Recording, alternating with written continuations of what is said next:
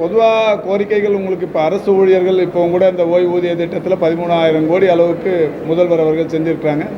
ஒரு 22 வருஷத்துக்கு அப்புறமா ஒரு மிகப்பெரிய அளவிலான தீர்வு, இந்தியாவுக்கே வழிகாட்டும் தீர்வு. அரசு ஊழியர்களை இந்த அரசு எந்த அளவுக்கு மதிக்கிறது, அவர்களுடைய தேவைகளை நிறைவேற்றி கொண்டிருக்கிறது என்பதை அனைவருமே நன்றாக அறிவார்கள். இந்த துறையில் கூட ஒரு எல்லா மருத்துவர்களாக இருந்தாலும் மருத்துவம் சார்ந்த பணியாளர்களாக இருந்தாலும் எல்லாருக்குமான தீர்வு உடனுக்குடன் எட்டப்பட்டு பெரிய அளவில் அவர்களுடைய பிரச்சனைகள் தீர்க்கப்பட்டு வருகிறது. இன்றைக்கி கூட மாண்புமிகு தமிழ்நாட்டின் முதலமைச்சர் அவர்கள் 9,801 பணியாளர்களுக்கு டிஎன்எம்எஸ்சி, எம்ஆர்பி, டிஆர்பி போன்ற அமைப்புகளின் மூலம் பணியாணைகளை தந்தார்கள்.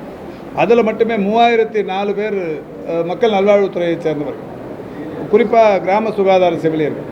இந்த கிராம சுகாதார செவிலியர்கள் இப்போ இன்றைக்கி பணி நிரப்பியிருக்கிறோன்னா சற்றேறக்குறைய ஒரு 3,000 பணியிடங்கள், 2,677 பேர் இன்றைக்கி பணியாணைகள் அவருக்கு மட்டுமே தரப்பட்டு, இதோட அவங்களுக்கு 0 காலி பணியிடம். இது வரைக்கும் கிராம சுகாதார செவிலியர்கள் காலி பணியிடம் இல்லாத நிலை என்பது எந்த காலத்திலையும் இல்லை. ஒரு 6 மாதத்துக்கு முன்னாடி 2,642 பேர் கொடுத்தோம், இப்போ மீதி பேருக்கு இப்போ கொடுத்துருக்குறோம். இது 20-30 வழக்குகள் உச்சநீதிமன்றத்தில், உயர்நீதிமன்றத்தில், மதுரை கிளை மன்றத்தில், இது மாதிரி ஏராளமான வழக்குகள். இதுக்கெல்லாம் தீர்வு கண்டு அரசு இந்த பணியாளர்களுக்கு நல்லது செய்யணும் அப்படிங்கிறதில் இப்போ இதை பண்ணி முடிச்சிருக்கு. இது மாதிரி ஒவ்வொரு துறையிலையும் பண்ணின்னு இருக்கிறோம். இப்போ அவங்களுக்குரிய கோரிக்கைகள், அரசாணை 154 வந்தது உண்மை, அதுக்கப்புறம் 293 வந்தது உண்மை. இந்த அரசாணைகள் இவங்களை உட்கார வச்சு பேசி தான் பல நல்ல விஷயங்களை இந்த ஆட்சி வந்த உடனே பண்ணியிருக்கிறோம்.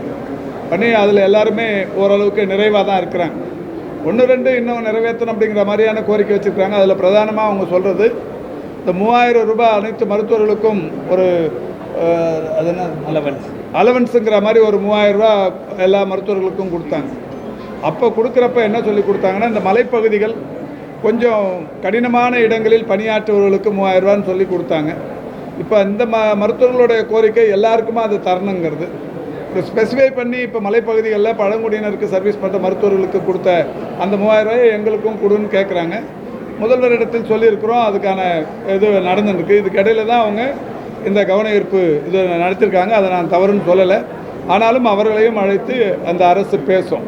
இப்போ துறையின் செயலாளர் தான் தொடர்ச்சியாக பேசியிருக்கார். இப்போ இந்த அரசு பொறுப்பேற்றதற்கு பிறகு நானே இதுவரை 50-60 முறை ஒவ்வொரு சங்கத்தையும் அழைத்து பேசியிருப்பேன். அது டிஎன்ஜிடிஏவாக இருந்தாலும் சரி, அல்லது இந்த ஃபோக்டா அப்படிங்கிற இந்த அமைப்பாக இருந்தாலும் சரி, ஒவ்வொருத்தரையும் ஒரு 60 தடவைக்கு மேலே பேசியிருப்பேன். இது வரைக்கும் இந்த துறையில் எந்த அமைச்சரும் இத்தனை முறை இந்த சங்கங்களோடு பேசியிருக்க மாட்டாங்க. நிறைய பேசி நிறையவும் பண்ணி நிற்கிறோம். ஒரு சில கோரிக்கைகள் அவங்க கேட்குறாங்க. அதில் இருக்கிற நியாயத்தன்மையை உணர்ந்து அரசு நடவடிக்கை எடுப்பதற்கு முதல்வர் கவனத்திற்கு கொண்டு செல்லும். சார், இன்னைக்கு இந்த மகளிர் உரிமை தொகை இன்னைக்கு வரவு வைக்கப்பட்டிருக்கு, அவங்களுடைய வங்கி கணக்கில் பல்வேறு விமர்சனங்கள். இல்லை இது விமர்சனமே இல்லைங்க, எல்லாரும் மகிழ்ச்சி. இல்லை உங்களுக்கு தெரியும், ஒட்டுமொத்த மகளிர் சமுதாயமும் மகிழ்ச்சி வெள்ளத்தில் இருக்கிறாங்க. அதாவது இதில் ஆற்றாமை பொறுத்து கொள்ள முடியாதவர்கள் விமர்சனம் பண்ணுவாங்க.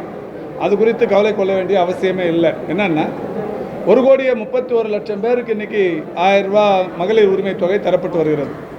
இந்த நிலையில் இப்போது அரசுக்கு கிடைத்த ஒரு தகவல், தேர்தல் நடக்கும்போது, தேர்தல் நடக்கிற இந்த 3 மாதம் இருக்குல்ல, அதாவது தேர்தல் நன்னடத்தை விதிமுறைகள் அமுலில் இருக்கிறப்போ இந்த மாதம் 1000 ரூபா கொடுக்கக்கூடாதுன்னு கோர்ட்டுக்கு போகிறதுக்கு ரெடியாக வராங்க.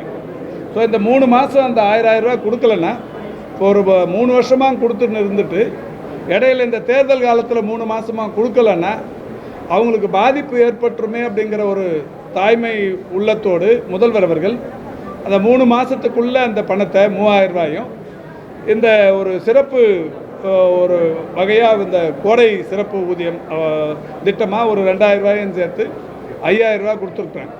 இதில் எல்லாருமே சந்தோஷப்படுறாங்க. அது மட்டும் இல்லை, முதல்வர் அறிவித்திருப்பது 2.0 திராவிட மாடல் ஆட்சியின் நீட்சி மே மாதத்துக்கு அப்புறம் தொடரும் போது மாதம் இது 2000 ரூபாயாக உயர்த்தி வழங்கப்படும் என்கின்ற மகிழ்ச்சியான அறிவிப்பையும் வெளியிட்டிருக்கிறார்கள்.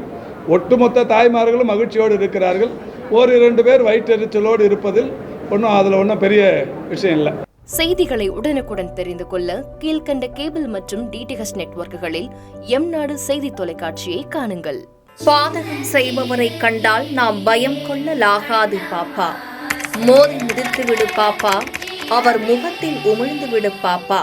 அண்மை செய்திகளை உடனுக்குடன் தெரிந்து கொள்ள இணைந்திருங்கள் எம் நாடு தொலைக்காட்சியுடன்.